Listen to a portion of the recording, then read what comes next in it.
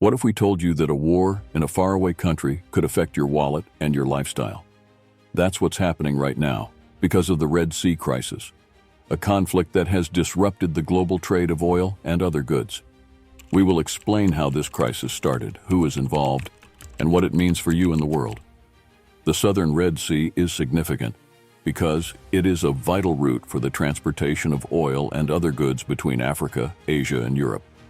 According to BP, about 12% of global trade passes through the Red Sea, including 30% of global container traffic. Billions of dollars worth of traded goods and supplies pass through the Red Sea every year, meaning that delays there can affect petrol prices, the availability of electronics, and other aspects of global trade. The southern Red Sea is also a strategic location for regional and international security.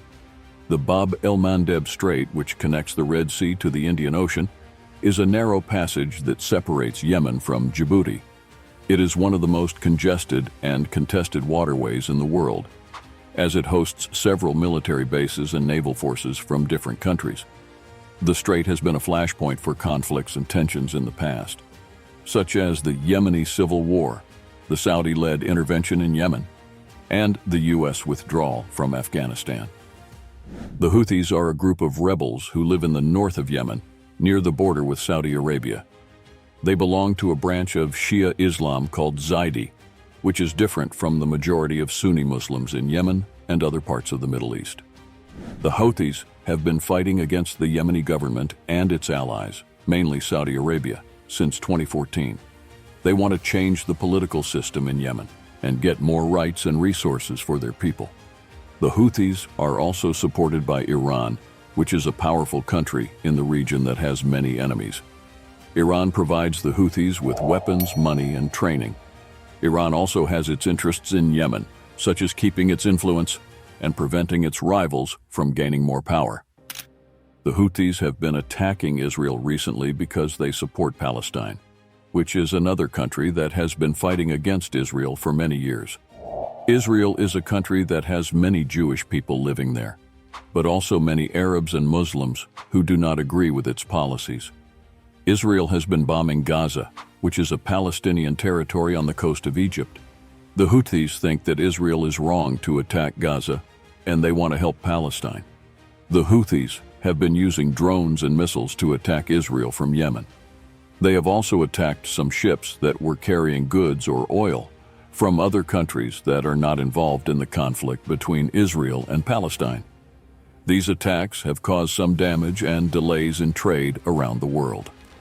The U.S. and other Western nations have been worried about these attacks because they affect their economy and security. They have decided to form a coalition to protect their ships and stop the Houthis from attacking more targets. The coalition is called Operation Prosperity Guardian, and it includes countries like the UK, France, Canada, Italy, and Spain. They have sent their warships and planes to patrol the Red Sea and shoot down any Houthi drones or missiles that they see. However, the coalition does not include some of the big Arab countries like Egypt and Saudi Arabia. These countries are also involved in the conflict in Yemen, and they have their interests and agendas. They may not trust or agree with the U.S. and its allies. They may also have different views on how to deal with Iran and Israel. The disruption in the Red Sea will affect consumers around the world because it will make the price of oil and gas go up. Oil and gas are used to make electricity, heat, and fuel for cars and planes. If the price of oil and gas goes up, then the price of everything else that depends on them will also go up. This means that consumers will have to pay more money for their energy bills, transportation, and other goods and services. The disruption will also affect the delivery time of some goods because some ships will have to go around Africa instead of using the Red Sea. This will make their trips much longer and more expensive.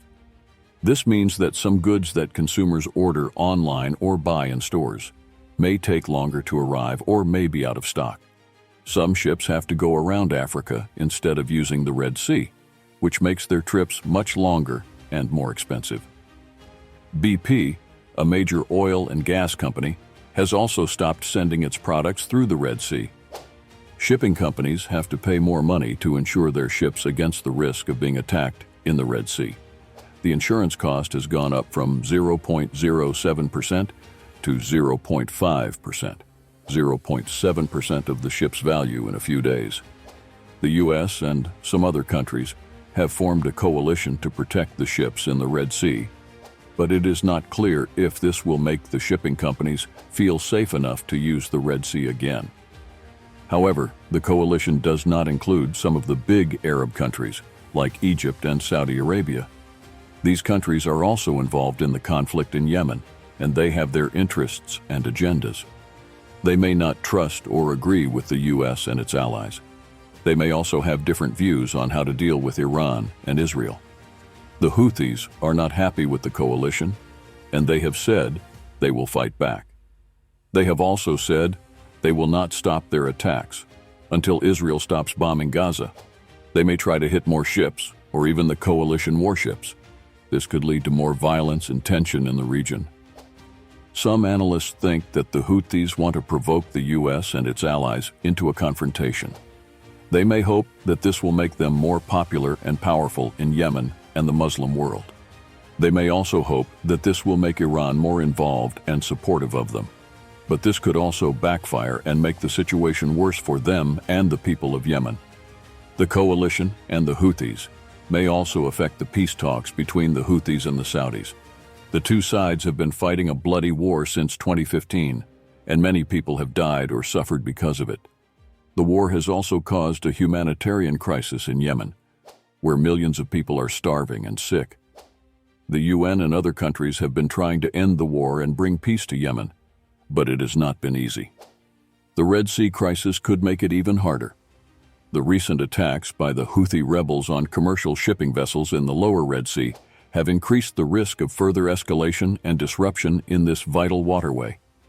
The Houthis are a Yemeni rebel group that controls the west of Yemen, including its Red Sea coast. They are aligned with and supplied by Iran, but are politically independent. While other Muslim countries and groups have chosen not to try to help Hamas in Gaza, the Houthis declared war on Israel at the end of October 2023. Initially, they launched long-range ballistic missiles at Israel, but these were ineffective, and Saudi Arabia and other allies intercepted some.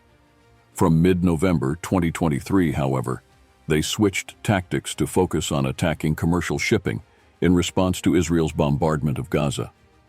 On some occasions, Houthis have boarded or sought to board merchant tankers. On others, they have targeted cargo ships with drones and missiles. Damage has been minimal in most cases, but in mid-November 2023, one tanker, the Galaxy Leader, was successfully hijacked. Threats have escalated further in the past week to the point where Maersk Group, MSC Group, CMA CGM, Mediterranean Shipping Company, Hapag-Lloyd, and others have halted or rerouted traffic through the Bab al-Mandeb Strait, a narrow strait between Djibouti and Yemen that is part of the Bab el-Mandeb Strait. The disruption has led to fears that higher oil prices will follow as fewer barrels can reach their destinations. The U.S. has announced a maritime coalition to defend shipping against attacks under Operation Prosperity Guardian, which includes countries such as Canada, France, Bahrain, Norway, and Spain. The coalition aims to provide security assistance to friendly nations operating in international waters off Yemen's coast. The U.S. has also said it would welcome China playing a constructive role in trying to prevent further attacks. So, what do you think will happen next in the Red Sea crisis?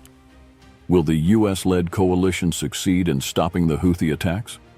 Will the oil prices stabilize or continue to rise? Will the peace talks between the Houthis and the Saudis resume or collapse? If you enjoyed this video, please give it a thumbs up, share it with your friends, and subscribe to our channel for more updates on the Red Sea crisis and other global issues. Thank you for watching, and see you next time.